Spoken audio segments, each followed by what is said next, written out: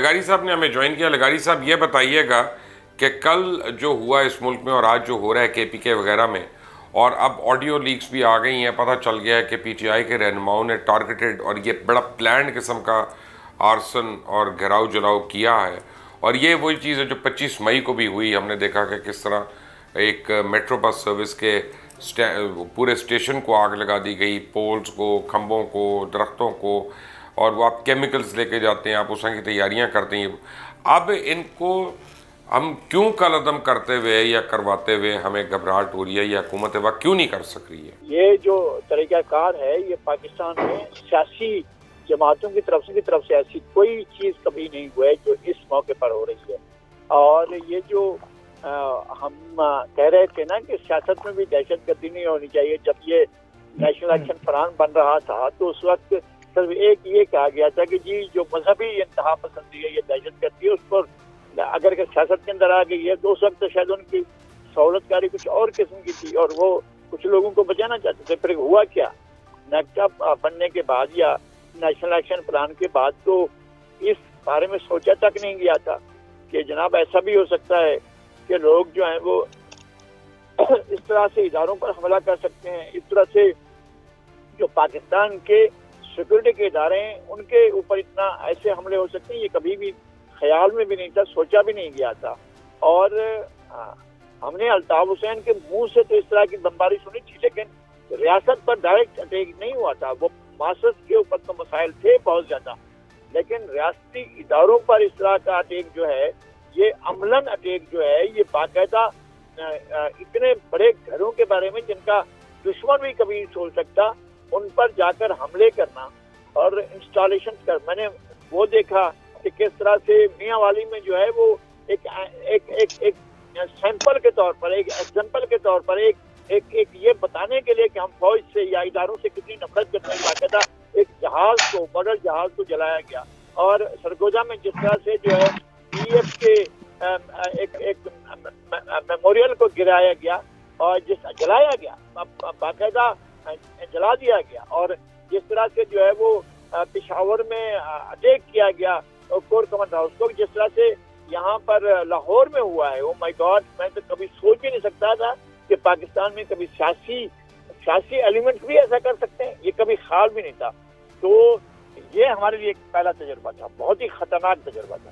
اگر ایک جماعت نے یہ سب کچھ کیا اور اس کی آڈیو لیکس بھی آ گئی، ہمیں پتہ چل گیا اس کے لیڈر جو ہیں وہ اس آرسن کے پیچھے ہیں، تو ابھی تک ان کو کل عدم کیوں نہیں کیا گیا؟ یہ تو پروسیس ہے، اس کو کرنا چاہیے، اسٹیٹ کو کرنا چاہیے، ریاست کے اداروں کو کرنا چاہیے، جو اس کے ذمہ دار ہیں وہ کرنا چاہیے، پھر سپریم کورٹ کو دیکھنا چاہیے، یا جو بھی اس کے ذمہ دار ہیں گورنمنٹ کے ایگزیکٹو جو ہے وہ دیکھیں کہ کیا ٹارگٹ کس چیز کو کیا گیا ہے. ٹارگٹ کیا گیا ہے کور کمانڈر ہاؤس کو، ٹارگٹ کیا گیا ہے انسٹالیشنز کو، ٹارگٹ کیا گیا ہے جی ایچ کیو کو. مجھے نہیں، اور تفصیلات کچھ مجھے بھی نہیں معلوم ہے، لیکن ظاہر ہے کہ جن چیزوں کو ٹارگٹ کیا جا رہا ہے وہ ہماری علامتیں ہیں سیکورٹی کی، اور ہماری سیکورٹی کے ذمہ دار وہ ادارے ہیں.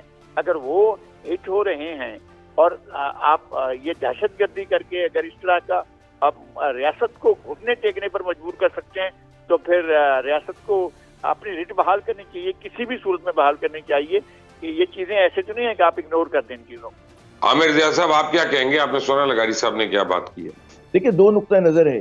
ایک تو یہ ہے کہ جناب ریاست اٹھے اور جھپٹ پڑے اور پابندی لگا دے. ایک نقطہ نظر جس کو میں پیش کرنے کی کوشش کر رہا ہوں، اور میں تاریخ کے تناظر میں آپ کو عرض کروں گا. دیکھیں، نیشنل عوامی پارٹی نیب پر پابندی لگی تھی، لیکن وہ کوئی مطلب ہے آج جب اس کو لوگ پیچھے پلٹ کر دیکھتے ہیں تو کہتے ہیں کہ صحیح اقدام نہیں کیا گیا تھا. اچھا، اسی طرح یہ جو سیاست میں تشدد کا عنصر ہے، کم از کم ایم آر ڈی تحریک تو ہم نے خود اپنی آنکھوں سے دیکھی ہے، اور اس میں ہمیں پتہ ہے کہ جناب منصوبہ بندی بھی ہوتی تھی، لیکن ظاہر ہے کہ اتنے بڑے پیمانے پہ لوگ نکلتے نہیں تھے، اس کو عوامی شہروں میں عوامی پذیرائی حاصل نہیں ہو رہی تھی، تو اس طرح کے واقعات ہوتے نہیں تھے. ورنہ سیاسی کارکن اور جو ان کے رہنما تھے منصوبہ بندی کرتے تھے کہ جی سڑک کو کیسے بند کرنا ہے، کہاں پہ مطلب ہے پولیس سے تصادم ہوگا، کہاں پہ پتھراؤ کرنا ہے، پوری ہوتا تھا. پھر اس کے بعد آپ یاد کریں کہ جب بے نظیر بھٹو صاحب کا قتل ہوا، سانحہ ہوا بہت بڑا، ٹرینوں کو جلا دیا گیا، تو اس میں عوامی پراپرٹی ہر طرح کا کام ہوا تھا، بہت نقصان ہوا تھا. مجھے یاد ہے میں نے اسی جس دن قتل ہوا تو اس دن میں پنڈی میں تھا, اس کے اگلے روز میں کراچی میں تھا. تو ایئرپورٹ سے لے کر مطلب ہے آپ کو ڈیفینس تک پورا کا پورا گاڑیاں جلی ہوئی نظر آئی تھیں, ٹھیک ہے نا. لیکن ظاہر ہے کہ آپ اس طرح کے جو عوامی رد عمل ہوتا ہے, لوگوں کا غصہ ہوتا ہے, اس کے اوپر آپ ایک کہتے ہیں نا کہ مزید اس کو اس الاؤ کو جو ہے اس میں مزید تیل نہیں ڈالتے. آپ کوشش کرتے ہیں کہ چیزوں کو بات چیت کے ذریعے یا وقت کے ساتھ دوسرے اسٹیپس لے کر مینج کریں. تو یہ جو ہماری ایک ڈرامیٹک وہ آ گئی نا سوچ کے جناب فوراً پابندی لگائیں اور پی ٹی آئی جو ہے وہ ایک دہشت گرد تنظیم ہے, کلعدم اس کو قرار دے دیا جائے, میرے خیال میں یہ صحیح راستہ نہیں ہوگا. جن لوگوں کو آپ نے سامنے رکھا ہوا ہے, یہ محسن نقوی جیسے لوگ جو کہ ان الیکٹڈ لوگ ہیں, یا ایک ادھوری قومی اسمبلی جو چلا رہی ہے ملک کو, آپ لوگ جس طرف جا رہے ہیں آپ یہی چاہ رہے ہیں نا مارشل ہم نہیں چاہ رہے. اگر پی ڈی ایم نہیں آپ چاہ رہے ہیں, عمران خان نے تو خود کہا تھا یہ دینے لگی, وہ تو بھائی مطلب ہے اگر لگ جائے ہمیں نہیں پتا کہ آپ لوگ جمہوری اداروں کو سمجھتے کیا ہیں, کبھی کسی کو توڑ دیتے ہیں, کبھی کسی کو مروڑ دیتے ہیں, پھر کہتے ہیں کہ آج استعفیٰ دے دیا, 6 مہینے بعد کہتے ہیں نہیں ہم واپس آنا چاہتے ہیں ویری کوئکلی. نذیر لغاری صاحب, کیا بشرا بیگم کے بھی گرفتار ہونے کے چانس ہیں, کیونکہ وہ بھی اس القادر ٹرسٹ پہ تو ملوث ہے, ان کا نام بھی ہے. میں یہ کہتا ہوں کہ اگر کسی نے, میں نے بھی جرم کیا ہے نا, تو آپ یہ کیوں دیکھیں گے کہ یہ موت معزز آدمی ہے. مجھ سے اگر کوئی کرائم ہوا ہے تو اس کے بارے میں ہم یہ نہیں کر سکتے کہ جی اچھا الف کو چھوڑ دیں, بے کے خلاف کارروائی نہ کریں, بے کو چھوڑ دیں, جی کے خلاف کارروائی نہ کریں. اگر جرم ہوا ہے, پہلی بات یہ کہ آپ انکوائری کر رہے ہیں.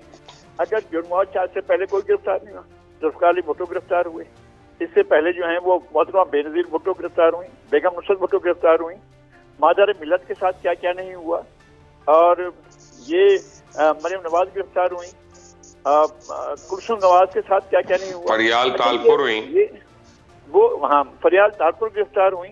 اچھا یہ نہیں ہونا چاہیے کہ جی اچھا یہ تو بہت مقدس ہے, ان کو نہیں ہاتھ لگانا ہے, بالکل جانا نہیں ہے اس کے قریب, تو باقی جو بھی ہیں وہ سب ٹھیک ہے, آپ اس کو چاہیں گرفتار کریں. یہ نہیں ہونا چاہیے. وہ خود کہتے رہے ہیں کہ جناب ڈسکریمنیٹ کرتا ہے قانون, فلاں کو پکڑتے ہیں فلاں کو نہیں پکڑتے ہیں, تو قانون کو ڈسکریمنیٹ نہیں کرنا چاہیے. اگر کسی نے جرم کیا, کسی نے بھی جرم کیا ہے, تو پھر اس جرم کی اس کو سزا ملنی چاہیے.